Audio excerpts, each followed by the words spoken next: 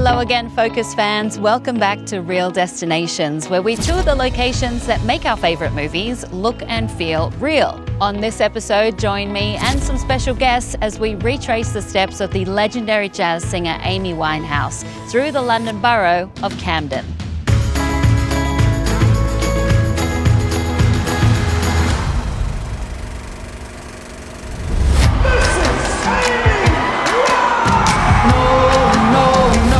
Back to Black is a deeply soulful celebration of Amy Winehouse, the homegrown star of the 21st century. Told from Amy's point of view, the film chronicles her rise to superstardom.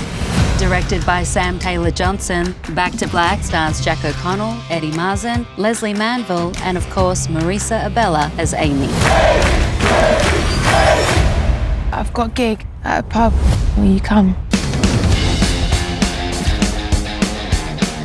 Affectionately known as the Queen of Camden, Amy Winehouse was a frequent patron and performer at several local pubs, many of which are still in operation today, like The Good Mixer, a key setting for the film. And joining me for a pint and a chat is the star of Back to Black, Marisa Abela. Hello. Hi. Welcome to Real Destinations. Thank you. Welcome to Camden.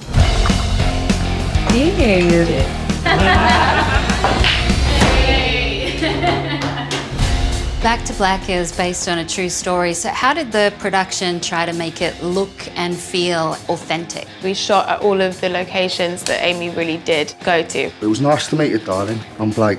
Amy. Amy and Blake meet here and listen to the jukebox, and the rest is history.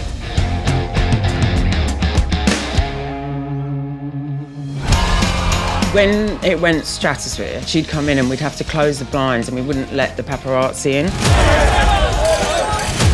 Amy was a great pool player. She used to wipe the floor with a lot of the male players. But she was fun and she was loud. She wasn't shy, that's for sure. I like your style, Winehouse. There's another pub in Camden called the Hawley Arms, and there's a big poster and it's signed by Amy, and she said, if you put a pool table in upstairs, I'll work as many shifts as it takes to pay it off. Play the winner. I'm sure there was a point in life where she could have lived anywhere she wanted. The Camden was her home. This is for London, because Camden town ain't burning down. Well, sometimes I go out by myself and I look across the water. Jeffrey's Place is the first apartment that Amy bought after some success. What kind of was a safe haven for her at the beginning turned into a bit of a feeding frenzy. During the Industrial Revolution, Camden was a central hub for the railway and manufacturing industries, attracting large populations of new residents. It was this densely packed diversity that allowed Camden Town to evolve into the metropolis of counterculture it's known as today. I wanted to really immerse myself in that culture. It's just a whole different sensory experience of the world. Smell of this place, total intoxication. So rather than me being in a studio, imagining what it might smell like, you know, you can smell it. Right, it's great. Camden town, my people, my place.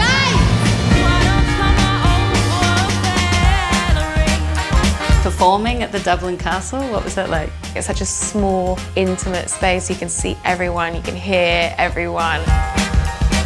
You go into every restaurant and every bar and pub.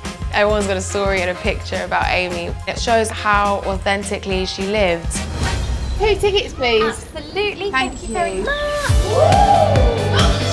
Hello. In the film, Amy and Blake go on a date at the world-famous London Zoo.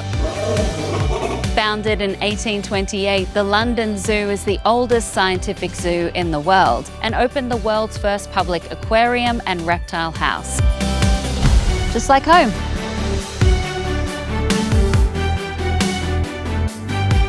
Filming in the zoo was kind of a full circle moment. I trained at RADA, which is a drama school in London, and we all got an unlimited card to the zoo because we were doing animal studies. I was a giraffe. So to go back to the zoo playing Amy Winehouse, there was a moment where I thought, you know, what the hell?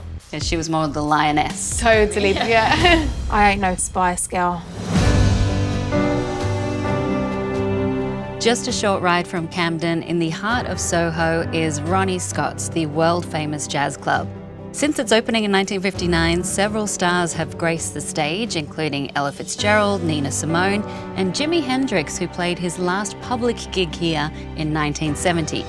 Ronnie Scott's Jazz Club is the best jazz club in the world. We're enjoying that. Carry on. It's got the feeling, the atmosphere. If anybody wants to come and play jazz, they only want to come here. I think Ronnie Scott's was incredibly important to Amy because it was the recognition that, you know, she was a jazz singer. She's up there with her heroes. I thought you were rock and roll. No, I'm jazz.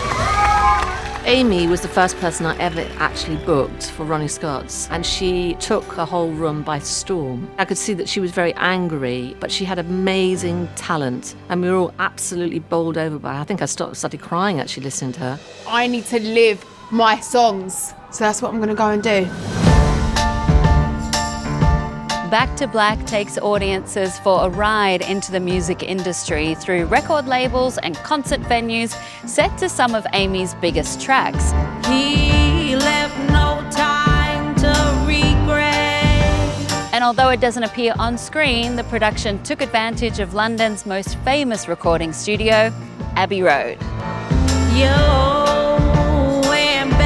From Pink Floyd to the Beatles, Lady Gaga to Dua Lipa, Abbey Road has hosted some of history's most legendary artists. And for director Sam Taylor Johnson, it was important that the film's soundtrack get the same white glove treatment. Sounded lovely. Recording this at Abbey Road, it meant a lot because of who Amy was and her connection with that recording studio. It seemed like the perfect place. It was never on my bucket list to sing at Abbey Road because as someone that never thought of themselves as a singer, why would it be? But the second you walk into a space like that, the history is so amazing. When I initially met Marisa, I didn't really understand that she was going to be able to sing as well as she could, to the point where we decided to use Marisa's voice for the entirety of the movie. To see her sing emotionally in scenes and not to have it dubbed in makes such a significant difference. It was extraordinary. I write songs because I've got to make something good out of something bad. Abbey Road has been in operation since 1931, when the gramophone company converted a 19th century Georgian townhouse into the world's first purpose-built recording studio. Today, there are numerous recording studios and mastering suites, each with their own capabilities and specialties. We seem to keep ending in the places which had a powerful significance to Amy and her story. Amy's presence can be felt all over Camden, but perhaps her most famous landmark is this 3-story townhouse where she passed away in 2011. With the blessing from the current owners, Sam and the production team shot the real exteriors for the film, and 13 years later, fans from all over the world still visit to pay tribute, a testament to Amy's lasting legacy. I go back to black. I want to be remembered for just being me. The spirit of Amy and her soul can still be felt in Camden. She can literally be seen still. I mean, there are statues, murals. Her legacy lives on here in more ways than one, but I think that the culture of Camden and the memory of her lives on here. From the sodium vapor-soaked streets to the rowdy pub stages, Amy Winehouse truly made this corner of London her own. And just like the city that made her, Amy's music is timeless, the perfect blend of old and new, never going out of style. So the next time you're in London, pull out your headphones and let Amy be your guide through Camden. And don't forget to watch Back to Black, only in theatres. I'm Alicia Malone, and I'll see you at the next Real Destination.